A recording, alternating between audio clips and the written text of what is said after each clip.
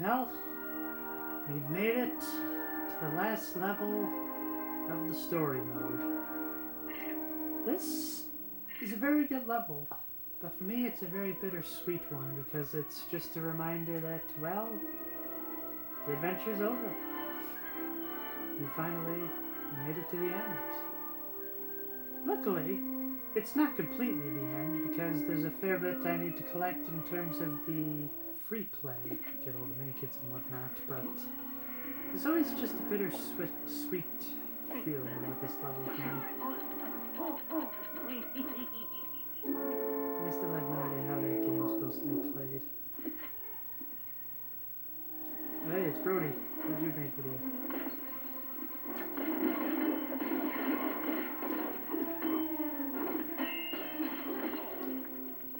Got him. Let's see, do you just simply destroy the post here? Oh yeah.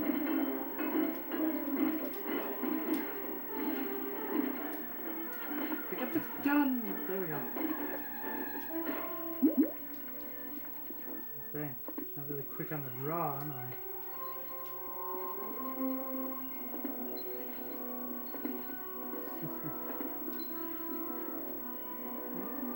Right.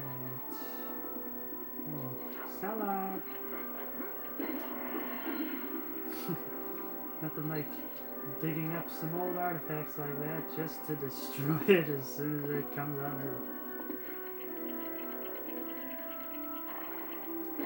Let's see, get up top. But first, it looks like there's something up here. Aha. So that's how you unlock the horses. I'm not really sure why we're gonna need them, but you know. Nice to have them around.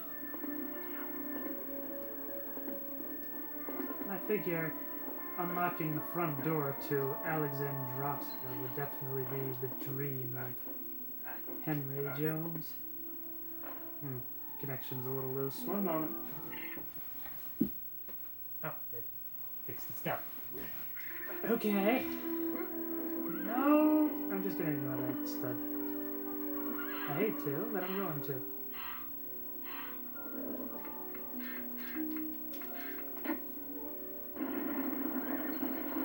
That opens up in this little bit, which allows me to get over to this side right here. And then this opens the front door.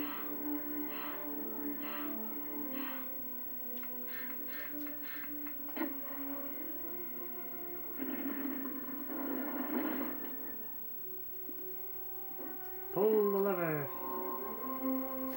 It's kind of hoping Indy would do it, you know. That's kind of the theme of Last Crusade, is the idea of the whole father and son dynamic. But hey, I guess Brody and Henry had a history a bit together. At least they certainly seem that way. Into the lion's mouth. Or at least I think that's what the phrase was. Do I need that torch for anything? Oh, I do.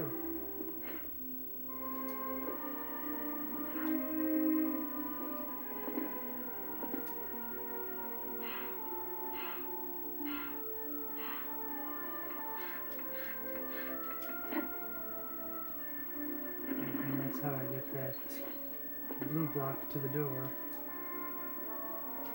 Actually, how about you take this, Indy? Your dad's back is really weak for this, son. Gonna need you to do the duties for me. I do not know why I could not get the words out when that happens. Before I go in that door, it looked like there was something more this way. Yes. Nobody here is a thuggy, so let's just get to the door.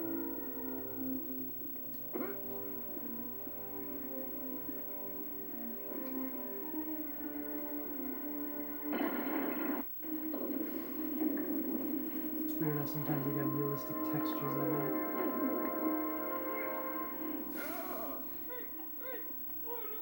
because it's Lego, it's crazy how it can be, like, cute, but also even more disturbing than the original. You're gonna need to get the Grail. That's the only thing that'll heal this guy. No. I won't do it. Very well. Not only the power of the Grail will save him now, Dr. Jones.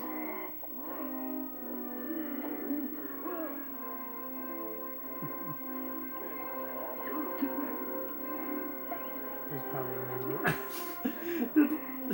Henry's legs just kicked the guy's head away. Oh, I gotta get in the book. The penitent man will pass.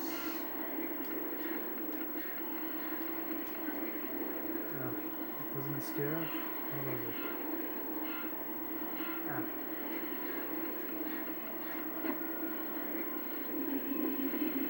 Let me see if I can remember. So it was like 3 challenges. This was the first, which was known as the Breath of God.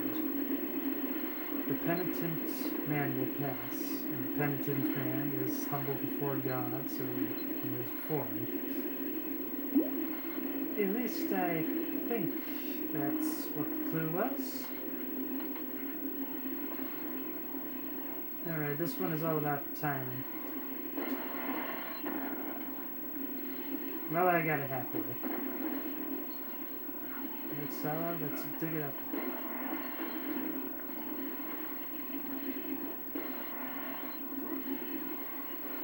Also about timing.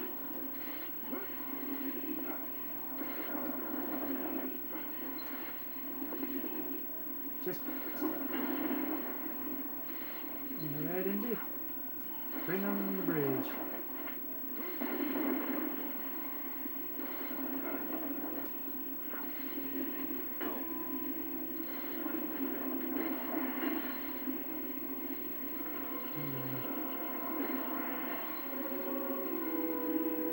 A lot of studs here. I just always kind of take this one in. Like I say, it's a bit of a humbling experience because it's not only a really fun level, but it's just kind of a last hurrah. You know that like it's basically over after this. Gotta get those spears out of the way. Nope. You gotta spin it just right on the nunchuck, otherwise, yeah, let go halfway. Come on. Yeah, do it. There we go.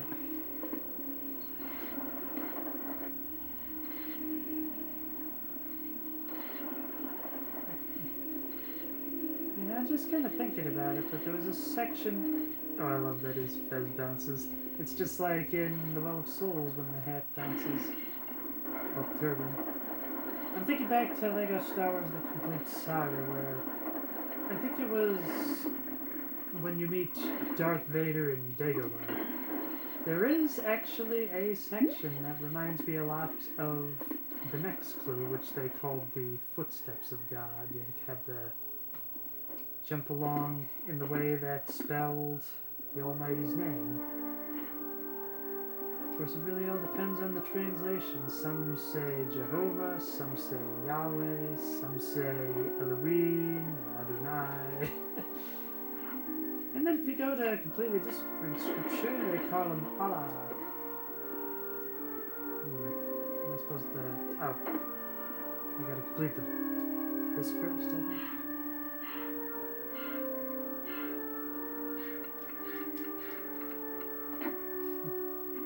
It's always one of the things I wonder is, was George Lucas or Steven Spielberg? Well, actually, I think it's been confirmed that Steven Spielberg is Jewish. Because if I remember correctly, in Schindler's List, the girl that had the red jacket, that was a distant relative of his.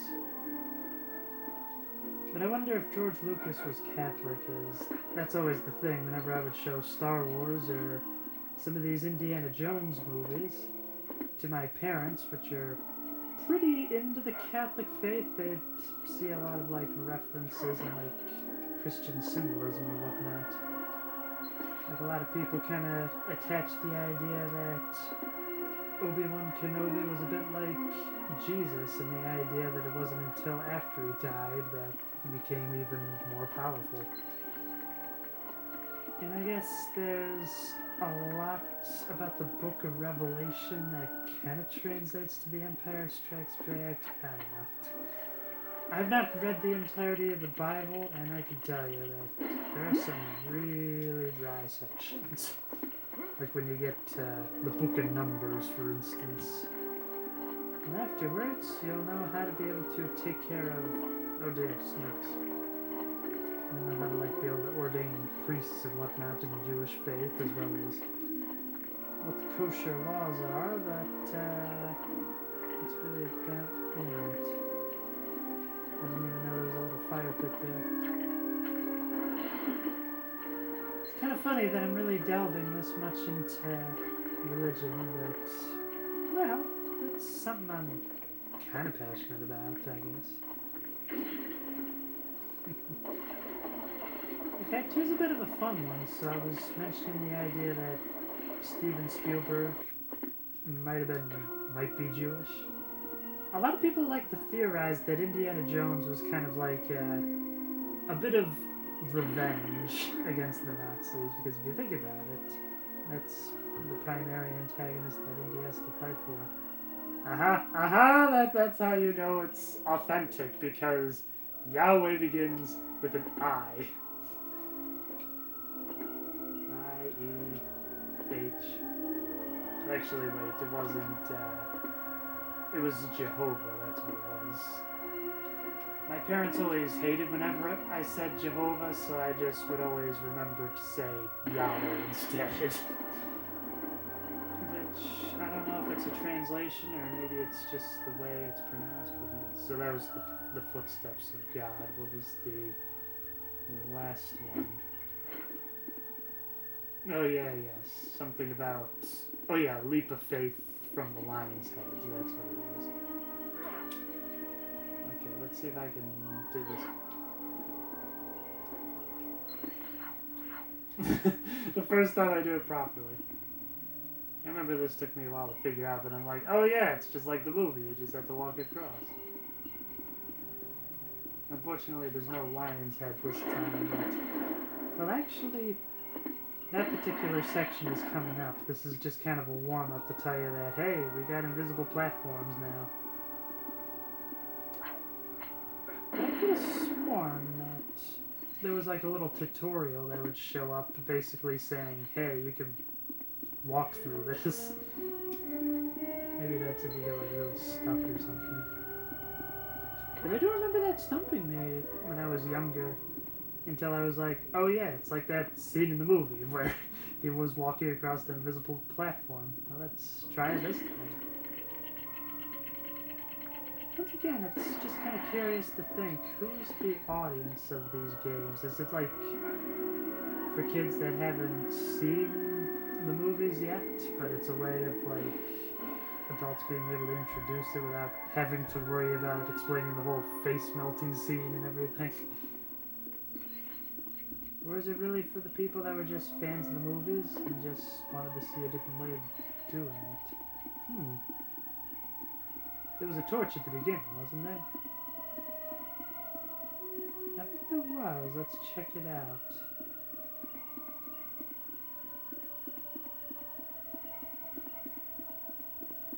Yeah, I remembered. Too bad I need a rocket launcher to get into there. I just hope I can get there fast enough. Probably not anymore. I'll try it.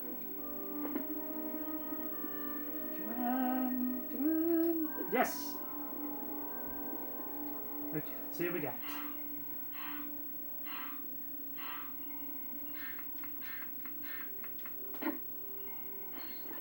Oh, that's just it. It just brings up a mini kit. Alright, here it is. A leap of faith from the lion's head. In this one I like how there's actually kind of that little pattern to show you that this is indeed the way you're supposed to go. And the camera even pans out in such a way to show you that you are walking on solid ground.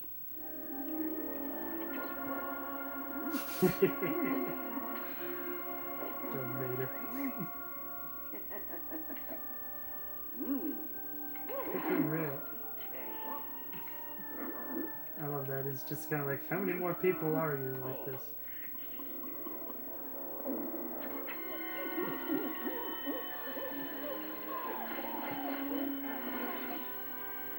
He chose Holy.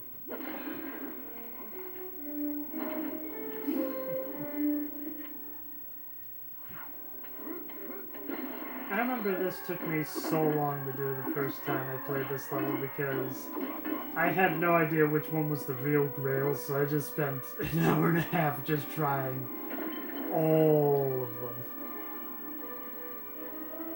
And then after a while I realized which one was the right one. Because just like in the movie, Jesus of Arimathea was the son of a carpenter.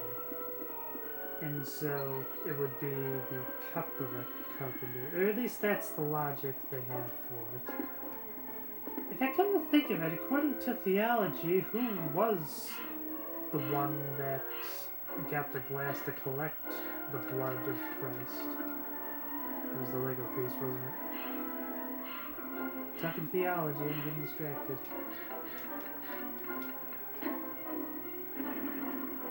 Was it Mary Magdalene, perhaps? There was always a bit of a fan theory,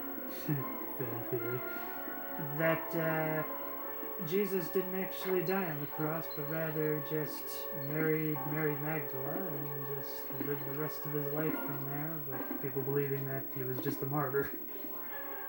But yes, this is the one you want. You can tell because it is not shiny. It is the least lavish how possible. Yeah. That's kind of a fun thing to think about, is Dante's Inferno. It's basically the world's first fan fiction. And hey, for a while the Bible was like the only book. Alright, let's do it.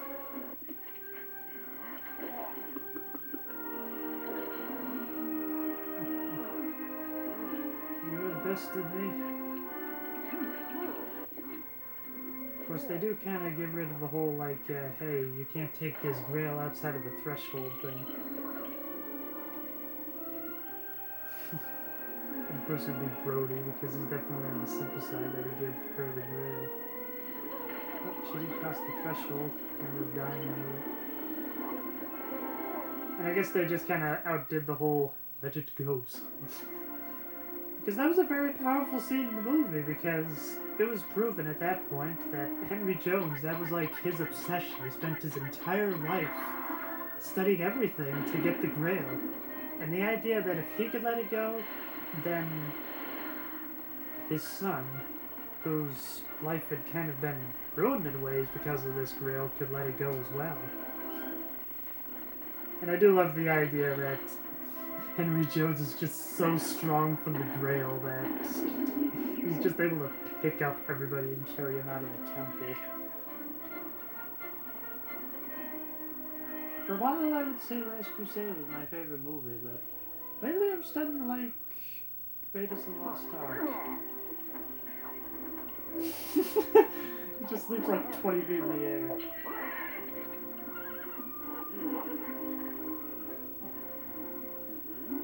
Just approach gently. Lost in his own museum, you say.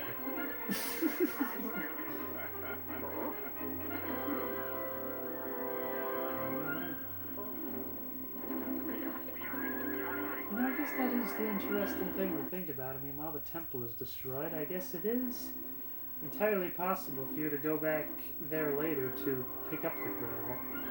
But at the same time, it's hard to say if it would still have its mythical properties of being able to grant youth as well as heal the sick and whatnot. So, yeah, that's Lego Indiana Jones. At least the story mode, anyway.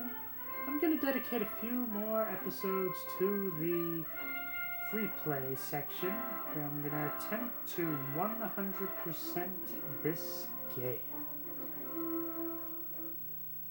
So where am I now? At 64%. Not bad. Not bad at all.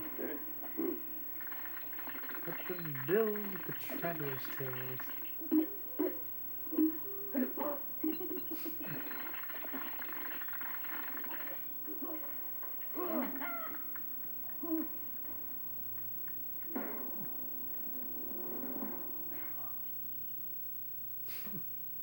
Sounds like somebody dropped something or got killed off screen.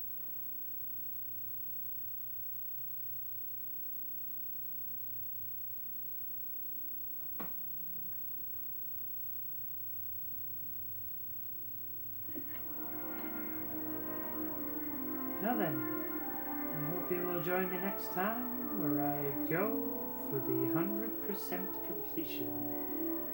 I believe I actually have to go back to the Well of Souls. Until then, keep having fun.